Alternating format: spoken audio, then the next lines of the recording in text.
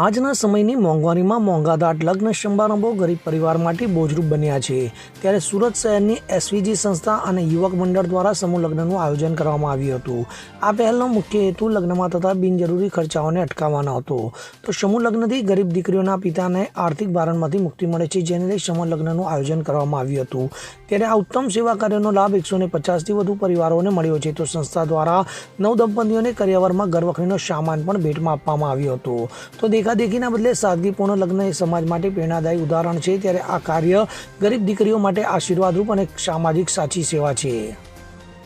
સ્વામી મહારાજની જે સુરત શહેરને આંગણે શ્રી સ્વામિનારાયણ ગાદી ટ્રસ્ટ વડતાલ એસવીજી તથા શ્રી લક્ષ્મણદેવ યુવક મંડળ દ્વારા આજે બીજો સર્વજ્ઞાતિ સમૂહ લગ્ન યોજાઈ રહ્યો છે, જે તારીખ 23/11/2025ના રોજ રાખવામાં આવેલો છે। તે આપણે Devani party plot, Laskana, Kholvad to Laskana road, આજે શ્રીનગર મંદિરે એ નિમિત્તે જે કંઈ 25 દીકરીઓના લગ્ન ટ્રસ્ટ કરાવે છે તેનો કરિયાવર વિતરણનો સમારોહ રાખેલો છે। તમામ નવ દંપતીઓ તથા એના માતા પિતાઓ સાથે આજે આપણે કરિયાવર વિતરણ કરવા જઈ રહ્યા છીએ। અમારું ટ્રસ્ટ શ્રી સ્વામિનારાયણ ગાદી ટ્રસ્ટ વડતાલ એસવીજી તે એક વડતાલ ગાદી પરમ પૂજ્ય ધર્મ ધુરધર 1008 આચાર્ય શ્રી હરિન્દ્ર પ્રસાદજી મહારાજ તથા 108 ભાવી આચાર્ય શ્રી નોગેન્દ્ર પ્રસાદજી મહારાજના આશીર્વાદ આજ્ઞાથી આ કાર્ય થઈ રહ્યું છે।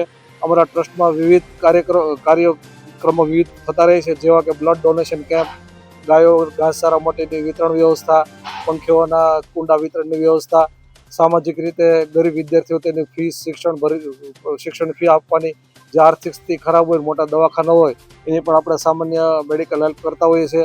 સાથે સાથે આ સમૂહ લગ્નનું આયોજન સુરત શહેરના આંગણે બીજું છે।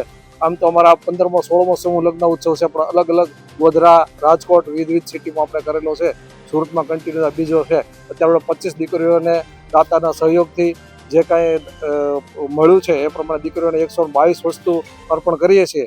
એ નિમિત્તે આજે કરિયાવર વિતરણનો સમારોહ રાખેલો છે। તમામ આવેલ છે, સાથે અમારા ભક્તો પણ આવેલા છે।